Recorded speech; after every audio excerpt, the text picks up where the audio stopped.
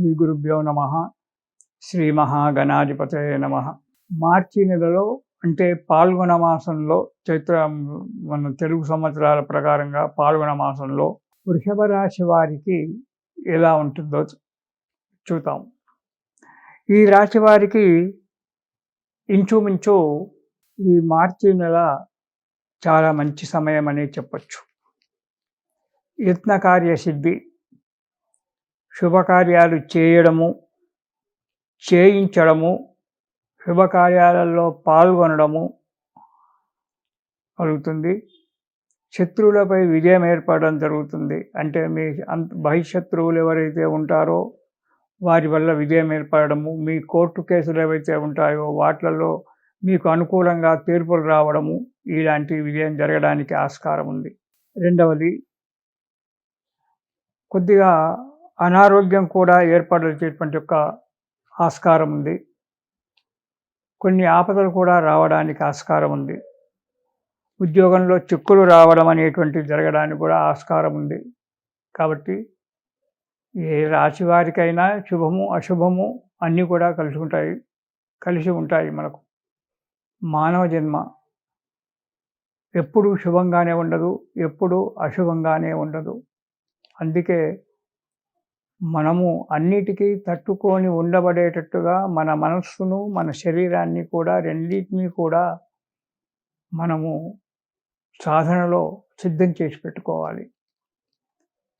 ఆపదలు చిన్నవే కావచ్చు, పెద్దవే కావచ్చు, చిక్కులు చిన్నవే కావచ్చు, పెద్దవే కావచ్చు, అది రావడానికి ఆస్కారం ఉంటుంది. ఎప్పుడు అందరికీ శుభంగానే ఉండాలి, అందరికీ అశుభంగానే ఉండాలి అనేటువంటి ఒక విషయం ఏమీ లేదు. కాబట్టి రాకపోను వచ్చు, కానీ వచ్చేదానికి సిద్ధంగా ఉండేటట్టుగా మనం సరే ఏదైతే అది అవుతుంది అనేటువంటి ఒక విషయంలో సిద్ధంగా ఉండాలి. అది నేను చెప్పేటువంటి ఒక విషయం. ఇక వృషభ రాశి వారికి మార్చి నెలలో మొదటి వారం కనుక చూసుకున్నట్టయితే అనారోగ్యత, శారీరకంగా మానసికంగా బలహీనంగా ఉండడం, ఏది చేయాలన్నా నీరసం అడ్డుపడుతూ ఉంటుంది. మనస్సు సహకరించదు, శరీరం కూడా ఒక్కొక్కసారి సహకరించకపోనూ వచ్చు. ఎప్పుడు మనోబలహీనత అంటే అదే మనోవిచారం ఉన్నప్పుడు మనస్సు బలహీనమైపోతుంది. దేని యందు శ్రద్ధ ఉండదు, ఏ పని చేయడానికి అడుగు ముందుకు వేయలేకపోతాం. ఇది మనోవిచారం. యత్నకార్యభంగము, దీనివల్ల తలపెట్టినటువంటి ఒక కార్యక్రమాలు ఏవైతే ఉన్నాయో ఆ కార్యక్రమాలు విఘ్నం కావడము అనేటువంటిది కూడా ఏర్పడుతుంది. నీచులతో సహవాసం చేయడం అనేటువంటిది కూడా జరగడానికి ఆస్కారం ఉంది. చాలా జాగ్రత్తగా ఉండాలి. నీచులతో అంటే దుర్మార్గులతో, మిమ్మల్ని మోసం చేసేటువంటి ఒక వ్యక్తులు మీ దగ్గరికి ప్రేమగా మాట్లాడుతూ మీ దగ్గరికి వచ్చి మీతో స్నేహితం చేసి మిమ్మల్ని మోసపుచ్చడానికి ఆస్కారం ఉంటుంది. కాబట్టి కొత్త స్నేహితాలు ఏవైనా చేయాలి అంటే తగు జాగ్రత్తగా ఆలోచించి చేయండి, లేదా వారికి ఒక నమస్కారం చేసి పంపించండి. అంతేగాని ఆ ఉచ్చులో చిక్కకండి. ఇక రెండవ వారం కనుక చూసినట్టయితే భయంగా ఉంటుంది. రెండవ వారంలో ఎప్పుడు ఏదో తప్పు చేసినట్టుగా భయపడుతూ ఉండడం జరుగుతుంది. దేని యందు శ్రద్ధ, ఉత్సాహము అనేటువంటిది ఉండకపోను వచ్చును. అపకీర్తి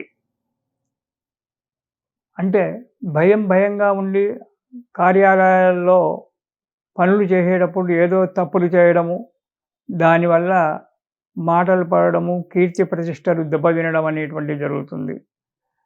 అలా కొన్ని కష్టాలు రావడానికి కూడా ఆస్కారం ఉంది.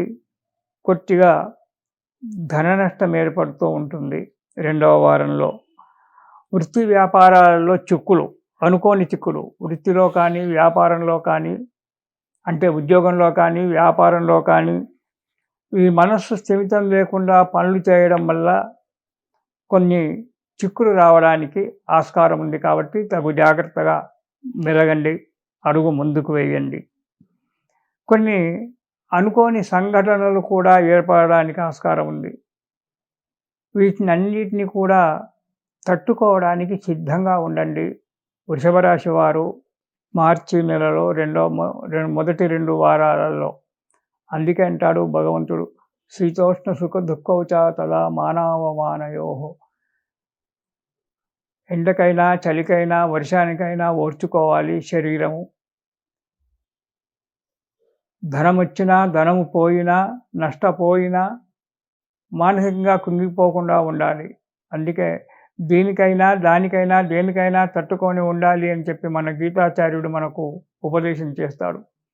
కాబట్టి అలాంటి యొక్క విషయాలను దృష్టిలో ఉంచుకొని దేనికి కుంగిపోకుండా అడుగు ముందుకెయ్యాలి. మార్చి నెలలో వృషభ రాశి వారు మొదటి 2 వారాలు. ఇక 3వ వారం కనుక చూసినట్టయితే కొద్దిగా అనారోగ్యంగా ఉండొచ్చు. కానీ యత్న కార్యసిద్ధి, అనుకున్నటువంటి యొక్క కార్యక్రమాలు నెరవేరడానికి ఆస్కారం ఉంది.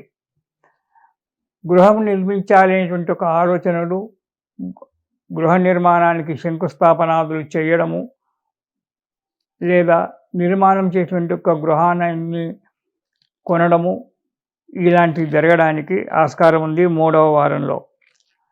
నష్టద్రవ్య లాభము ఇక్కడొకటి మీకు. అంటే మీరు ఎవరికో ఇచ్చి అది రాకుండా, వాడు ఇవ్వకుండా, అవి రాకుండా ఉండి ఇక రావులే అని చెప్పి అనుకున్నటువంటి యొక్క డబ్బు తిరిగి చేతికి రావడానికి ఆస్కారం ఉంది వృషభ రాశి వారికి 3వ వారంలో. శుభకార్యాచరణాలు చేయడము, అంటే ఇంట్లో కానీ, బంధువుల ఇళ్లలో కానీ వివాహాది కార్యక్రమాలు, గృహప్రవేశాది కార్యక్రమాలు చేయడానికి ఆస్కారం ఉంది. కాబట్టి ఉందండి. మీరు ఏది చేసినా ప్రతి అడుగు కూడా ఆలోచిస్తూ ముందుకు అడుగేయండి. ఇక 4వ వారం ఏదో ప్రపంచాన్ని గెలిచినంతగా మనశ్శాంతి ఏర్పడుతుంది. భోజన సౌఖ్యము. భోజన సౌఖ్యం అంటే వివాహాది శుభకార్యాలలో, బంధువులలో కార్యక్రమాలు వెళ్ళడము, అక్కడ వెళ్ళడము, మంచి భోజనము, 10 మందితో కూర్చొని సంతోషంగా తినడమే భోజన సౌఖ్యము. ఉప్పు కారంతో 2 మెతుకులు తిన్నా 10 మందిలో కూర్చొని సంతోషంగా నవ్వుతూ మాట్లాడుతూ తినడము, అది ఒక సంతోషమైనటువంటి ఒక భోజన సౌఖ్యము. 10 కూరగాయలు, 10 పప్పులు పళ్ళె నిండా పెట్టుకొని విచారంగా తింటూ ఉంటే అది భోజన సౌఖ్యం కాదు. ఇలా 10 మందిలో కూర్చొని 10 మందితో ఆనందంగా కూర్చొని భోజనం చేయడమే భోజన సౌఖ్యం అంటాం. అంటే వివాహాది కార్యక్రమాలలో కానీ, గృహప్రవేశాది ఏవైనా శుభకార్యాలలో పాల్గొని అక్కడ అందరితో సంతోషంగా నవ్వుతూ కాలాన్ని గడపడము ఏర్పడుతుంది. బంధుమిత్రుల కలయిక. శుభకార్యాలకు వెళ్ళినప్పుడు ఎలాగూ బంధువులు, మిత్రులు అందరూ కూడా కలుస్తారు. కొత్త కొత్త వారితో పరిచయాలు ఏర్పడుతూ ఉంటాయి. ఇవన్నీ కూడా జరగడానికి ఆస్తుంది.